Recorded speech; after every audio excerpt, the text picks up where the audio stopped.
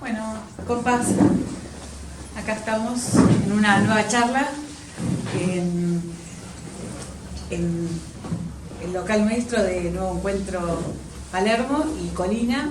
Si ven las compas que por primera vez vienen, hay una articulación entre dos organizaciones que compartimos el espacio,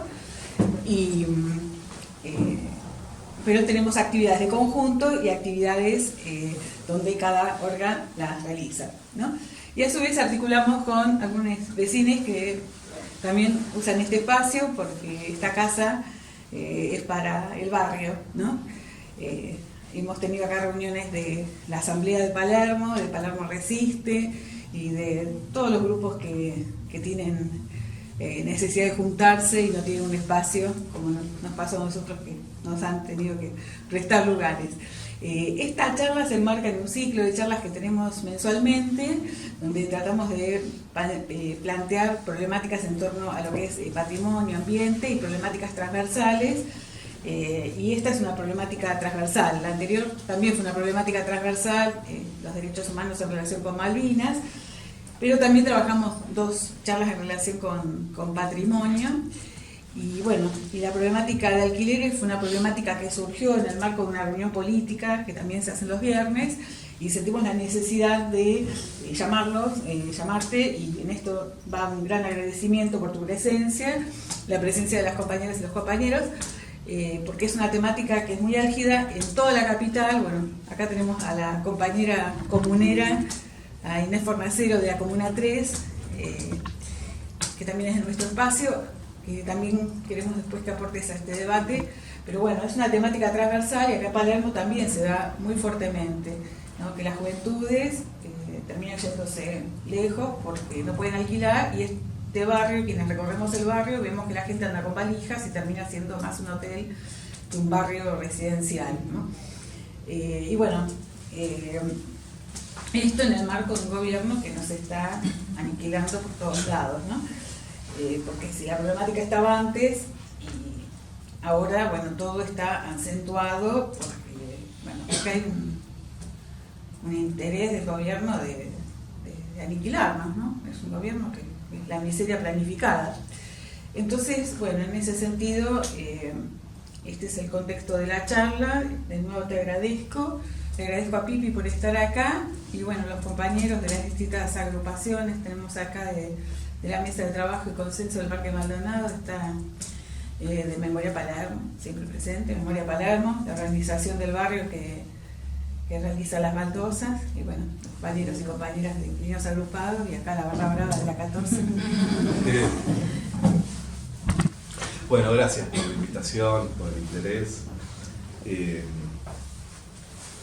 Yo había pensado, como estamos entre compañeros, compañeras, había pensado hacer una cosita muy breve de contexto sobre vivienda en Argentina, súper breve, identificando al menos 3 etapas, que es el peronismo, la dictadura y el kirchnerismo, ¿no? Súper breve va a ser. Kirchnerismo y, bueno, lo que fue el gobierno de Alberto, ¿no? Que casi no se le puede nombrar, pobre. Y por supuesto la situación actual y un poco por dónde va la pelea de las organizaciones inquilinas y el planteo que venimos haciendo sin mucha suerte. Pero yo quería empezar primero con cómo se construyó la idea de derecho a la vivienda en Argentina, que por supuesto fue en el peronismo, en el primer peronismo, a partir del 43, con Perón secretario de Trabajo. En Argentina venía habiendo una situación de vivienda muy terrible, obviamente. Acá en Argentina se da la primera huelga inquilina en 1907, en el sur de la ciudad, y después se extiende a casi todas las ciudades puertos de la Argentina. Y Perón lo primero que hace desde la Secretaría de Trabajo es crear la Cámara de Alquileres, desde donde se va a controlar todo el alquiler de vivienda y de comercio de la Argentina. Además, escribe un decreto que firma, por supuesto, Farrell, el presidente durante Perón, secretario de Trabajo, prohibiendo las viviendas vacías por más de un mes, congelando el precio de los alquileres. El congelamiento del precio de los alquileres va a durar desde el 43 hasta el 55, y además extendiendo los plazos de los contratos de alquiler todos los años, o sea, no terminaban nunca los contratos de alquiler, ni de comercio para proteger el trabajo, no aumentaban tampoco, ni de vivienda, no aumentaban y tampoco finalizaban nunca, porque el Estado garantizaba que los dueños de las viviendas y de los comercios, pero en este caso de las viviendas, no puedan echar a nadie, ¿no? Vos, si pagabas un alquiler, tenías derecho a estar ahí mientras sigas pagando el alquiler. No como ahora, que vos podés pagar el alquiler religiosamente, pero un día te dicen, mira, se terminó el contrato, andate, y te tenés que ir. El peronismo, por lo tanto, fue profundamente transformador en la lógica o en la concepción de la vivienda en Argentina. Dejó de ser un negocio. Se dejó de discutir cuánto había que ganar por la vivienda, por la renta, y pasó a ser un derecho. Cuando termina el peronismo, el alquiler representaba el 4% del salario de una persona. O sea, si ganabas 100.000 pesos, pagabas 40 pesos de alquiler, ¿no? Y se me la cuenta. ¿No? Un 4%.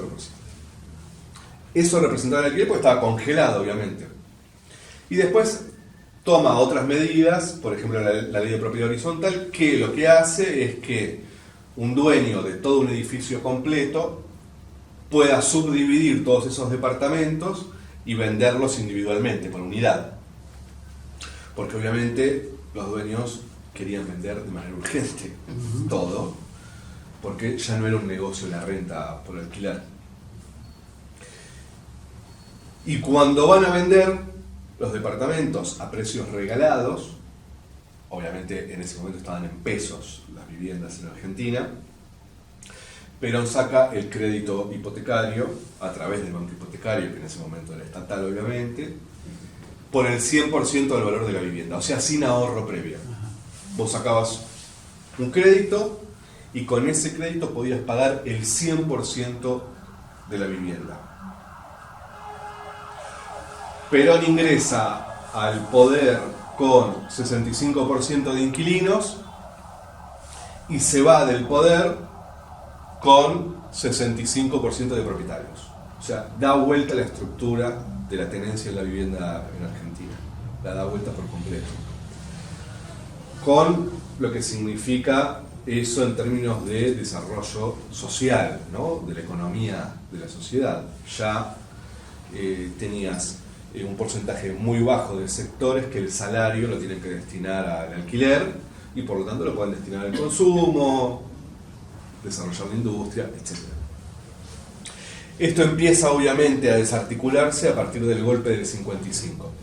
Si bien desde el 55 hasta el 76 las dictaduras toman medidas en materia de vivienda, por ejemplo, Onganía decreta que el precio del alquiler no puede superar el 25% de un salario, ¿no? Onganía hoy sería comunista para el gobierno actual.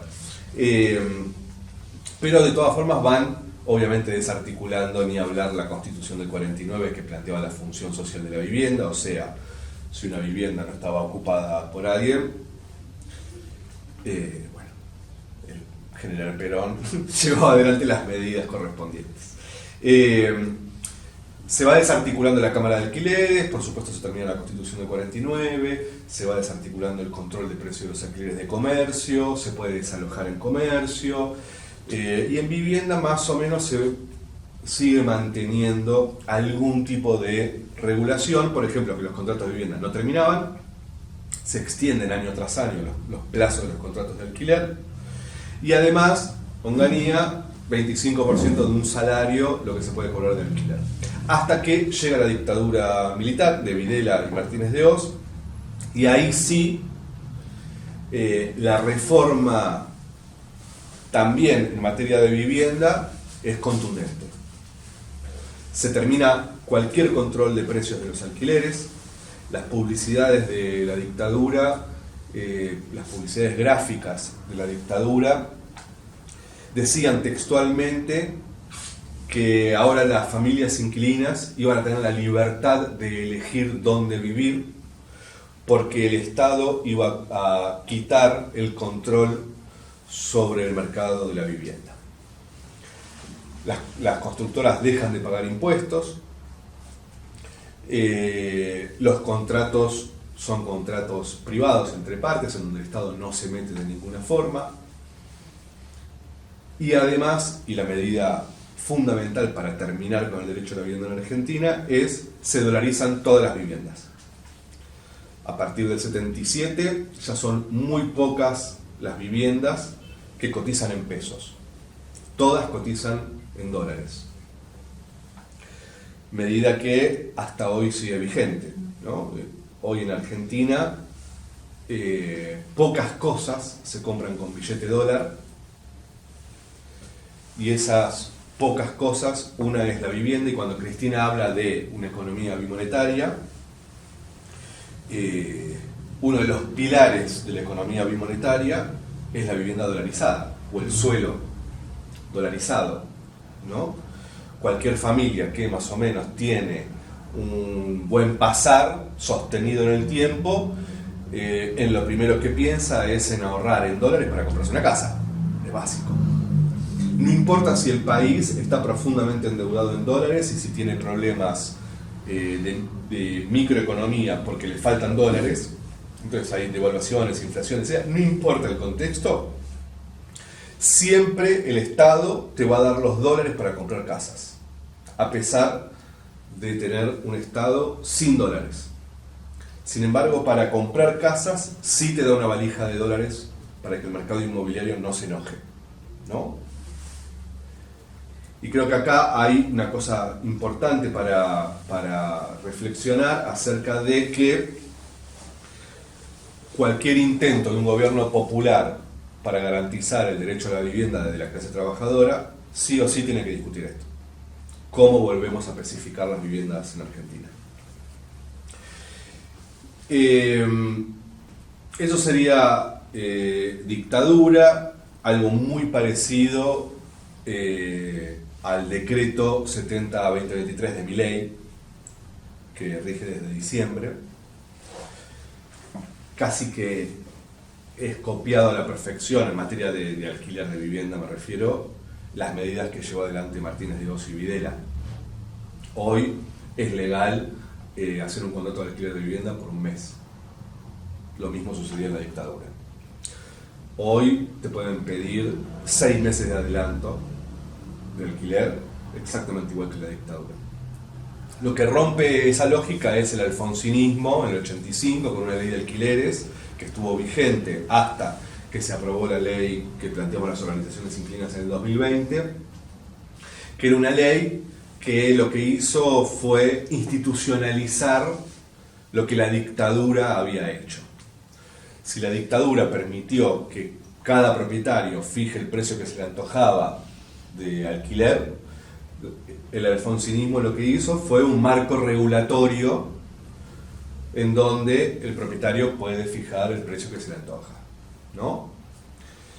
Eso estuvo vigente hasta el 2020, que se votó la ley de alquileres, con algunas reformas un poco más piolas, pero que no se terminaron de aplicar nunca, en la cual ustedes estarán muy al tanto, hubo muchísimo debate, inclusive hacia adentro de nuestra fuerza, acerca de la ley de alquileres. Si era buena, si no era buena, si no sé qué. Yo creo que ya es una discusión vieja, porque ahora estamos en este baile. Pero entonces, para ir ya como terminando todo, yo le quería dar algunos datos duros como para meternos en la situación actual. Yo voy a dar datos solo de la ciudad de Buenos Aires, pero los datos que doy de la ciudad de Buenos Aires, o la lógica que va a mostrar estos datos, se repite en todas las provincias de la Argentina. No, la ciudad de Buenos Aires no es distinta en materia de negocio inmobiliario al resto de las provincias de la Argentina, y sobre todo de lo que sucede en términos de acceso a la vivienda. Yo tengo censo 91, censo 2001, censo 2010, censo 2022. Voy a resumirles mucho, pero por ejemplo, las viviendas en el 91 en la ciudad de Buenos Aires eran menos de 1 millón. En el 2001 eran 1.270.000. En el 2010 eran 1.400.000. Y en el 2022 1.600.000, redondeando. Esto quiere decir que las viviendas, la cantidad de viviendas en la ciudad de Buenos Aires desde el 91 hasta el 2022 aumentaron un 65%. En una ciudad de Buenos Aires que, ustedes también lo saben perfectamente, tiene la misma cantidad de población desde el 47. Hay 3 millones de habitantes que en el 91 vivían con 980.000 viviendas, y hay 3 millones de habitantes que en el 2022 viven con 1.600.000. Uno dice, che, ¿cómo puede ser que sea cada vez más difícil alquilar o comprarse inclusive una vivienda si hay vivienda a lo loco para la misma cantidad de población? En la ciudad de Buenos Aires entonces hay una vivienda cada 2 personas. 1,5 millones de habitantes, 1.700.000 más o menos. Una vivienda cada, yo dije 1.700.000 habitantes, no, sí, viviendas, y 3.100.000 habitantes. Una vivienda cada 2 personas, cada 1.9 personas. Mientras que, para mí esto es lo más importante, y esto recuerden que es para todas las provincias de la Argentina. La composición del hogar en la ciudad de Buenos Aires es 2.3 personas. Si uno divide la cantidad de viviendas por hogares, sobran en la ciudad de Buenos Aires, voy a decir el número exacto, 260.000 viviendas. Si uno agarra las viviendas que existen en la ciudad de Buenos Aires y a cada hogar de la ciudad de Buenos Aires, incluyendo la gente que vive en hoteles, la gente que vive en villas, a cada hogar de la ciudad de Buenos Aires se le da una vivienda.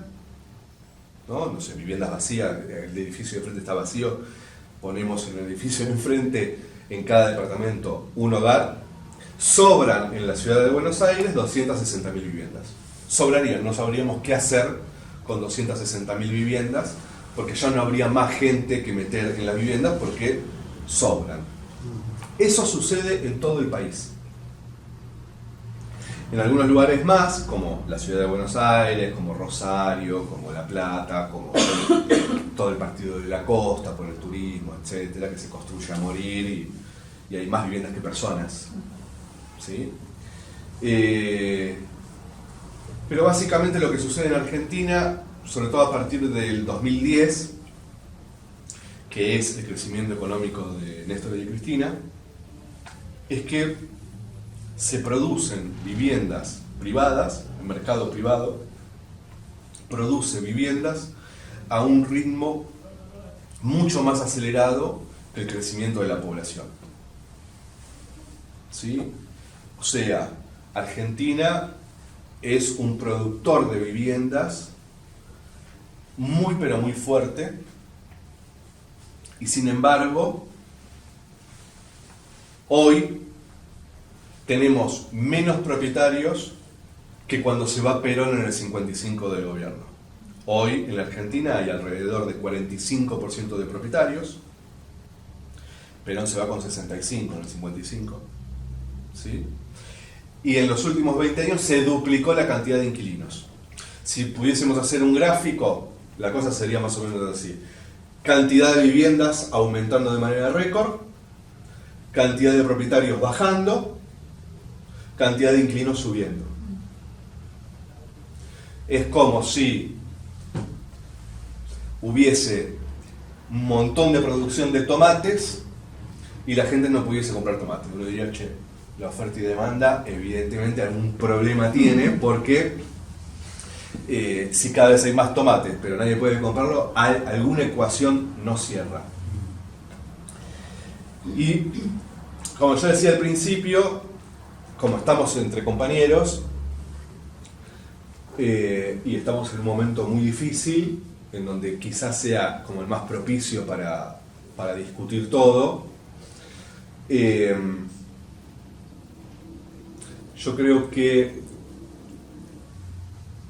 es inevitable que discutamos dentro de nuestra fuerza política qué es lo que creemos sobre el derecho a la vivienda. Y esto sí lo engancho un poco con lo que sucedió con la ley de alquileres. Básicamente lo que sucedió con la ley de alquileres es que nos encontramos con un gobierno, el de Alberto Fernández, que bajo ningún punto de vista estaba dispuesto a pelearse con el mercado inmobiliario, ¿no? Por varios motivos. El que ya conocemos, ¿no? Alberto Fernández y todo lo que eso es o era, pero también por las conducciones intermedias que tenían responsabilidades en materia de vivienda, pero que sus compromisos estaban mucho más atados al mercado inmobiliario que a solucionar el problema de vivienda.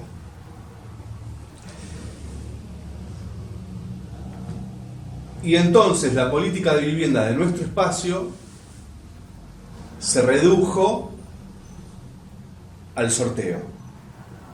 Yo lo digo un poco brutalmente, pero me parece que es como lo más acertado para entender que hoy en Argentina nuestro proyecto político, que cree firmemente en los derechos, sortea casas.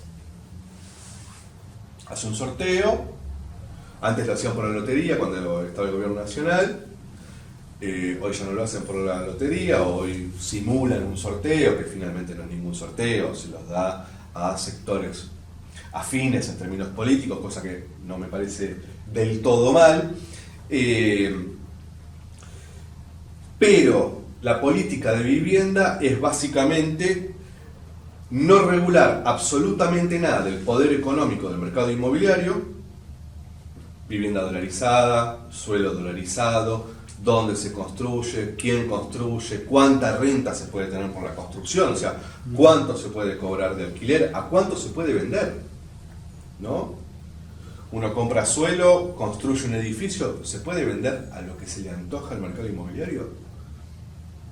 Bueno, todo eso no se discute.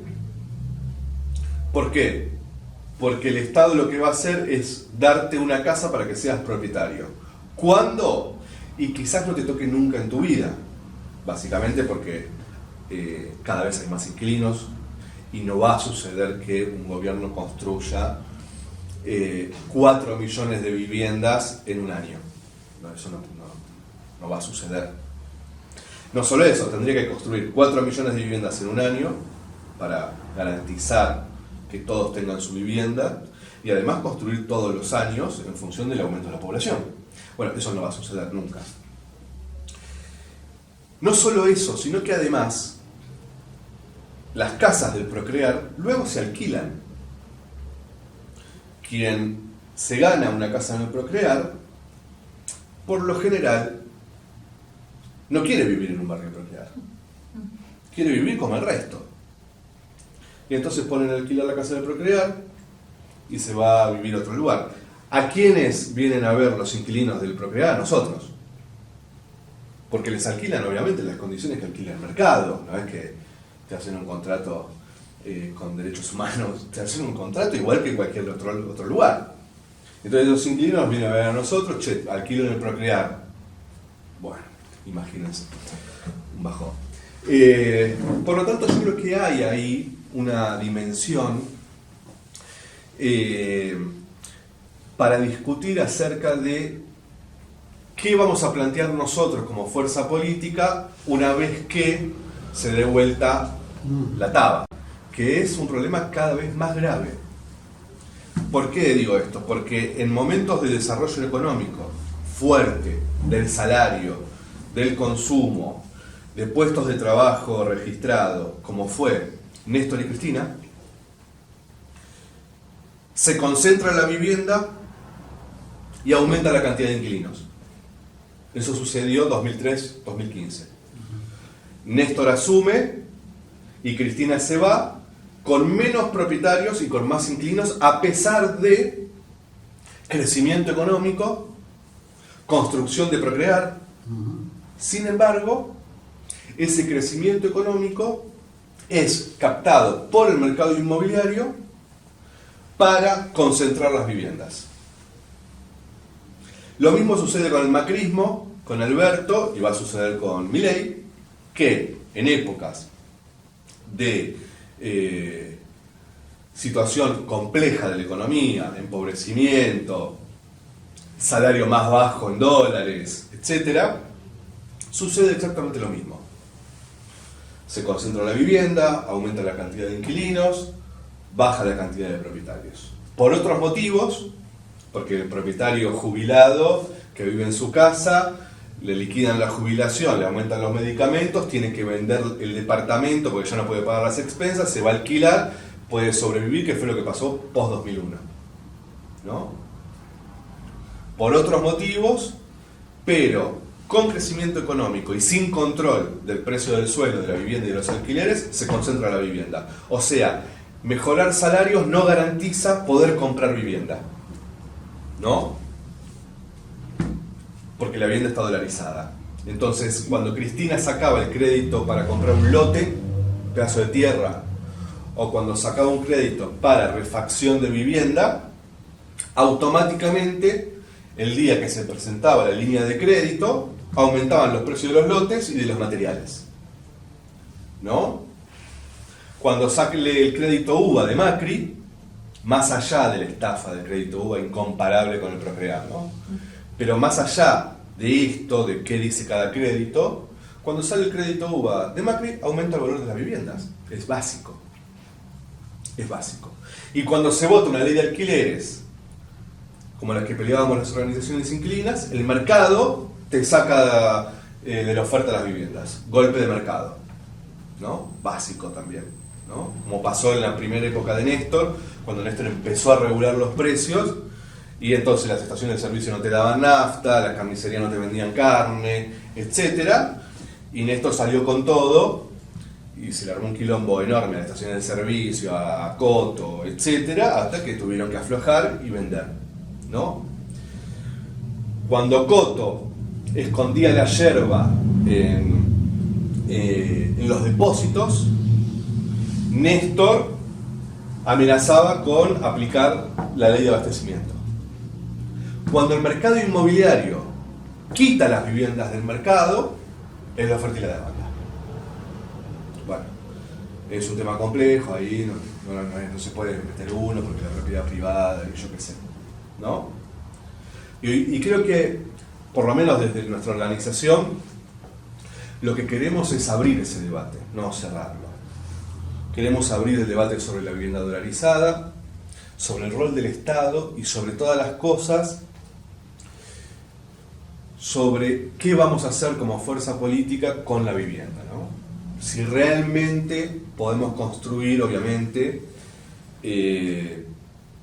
una discusión que termine siendo más o menos hegemónica dentro de nuestra fuerza política acerca de que es mentira que hace falta construir vivienda en Argentina. Lo que hace falta es discutir el rol del Estado, como cualquier cosa, ¿no? Hace falta discutir cuánto tiene que ser un precio del alquiler. ¿Hasta cuánto nos pueden aumentar el precio del alquiler? Cualquier cosa nos pueden aumentar. O sea, uno tiene que trabajar 20 días del mes solo para pagarle al propietario un alquiler, porque el propietario es su casa y puede hacer lo que se le antoja. Bueno, ese debate, que es un debate o es una posición que tiene la derecha y está súper convencida de ese planteo, también vive en nuestra fuerza política.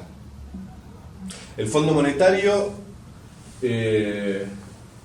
felicitó al gobierno nacional en el último reporte por haber terminado con la regulación de los precios de los alquileres. Y creo que era Jaureche, o no sé si es Claver, que decían, uno solo tiene que ver de qué lado está la nación. Y si uno está enfrente, bueno, uno tiene que ver dónde está el Fondo Monetario y cuál es el plan económico del Fondo Monetario. Y si uno está enfrente, quedarse tranquilo, que está bien. Bueno, no sucede eso con la vivienda.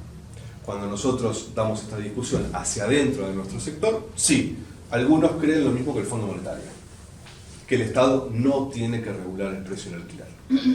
Piensan lo mismo que Milei, no tienen que regular el precio del alquiler. Piensan lo mismo que Massa, no hay que regular el precio del alquiler, ¿no? Así que mi aporte o el intento de aporte mío es tratar de discutirlo. No digo que tengamos nosotros la posta de lo que hay que hacer. De lo que sí yo por lo menos estoy seguro es que es un debate muy difícil de dar hacia adentro de nuestra fuerza política. Un poco por cuestiones reales y convincentes, que tienen que ver con que hay gente que está convencida de que es mejor que no se intervenga. Y otro poco, y quizás en gran medida, porque muchos se dedican al negocio de la vivienda, ¿no?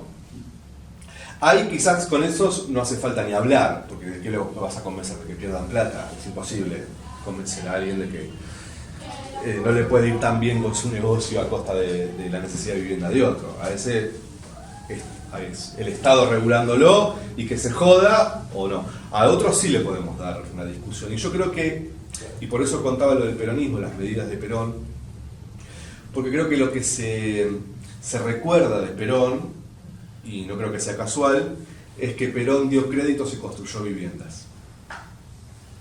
Y yo creo que eso se recuerda solo porque algunos se encargaron de que se olvide lo otro.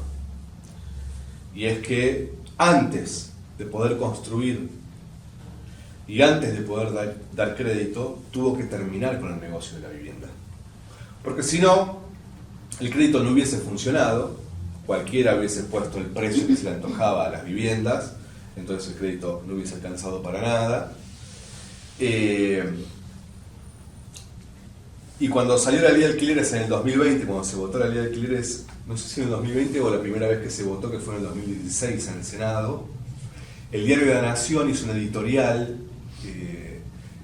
que yo guardo con mucho orgullo, porque dijo que la ley de alquileres hacía recordar a lo peor del peronismo.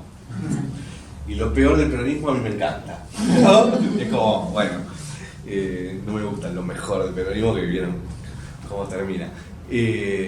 Bueno, eso que hizo el peronismo, que muchos recuerdan, a veces uno se encuentra con alguien que te dice, no, yo con el peronismo, mi abuelo con el peronismo tuvo que vender la casa porque no le pagaban el alquiler y no sé qué.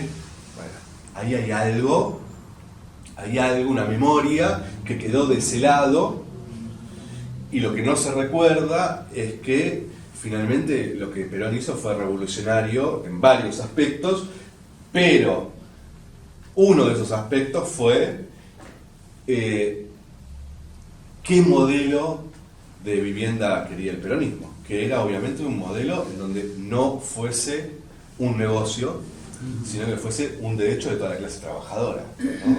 Esa para mí es como una discusión piola dentro de tantas discusiones que nos vamos a tener que dar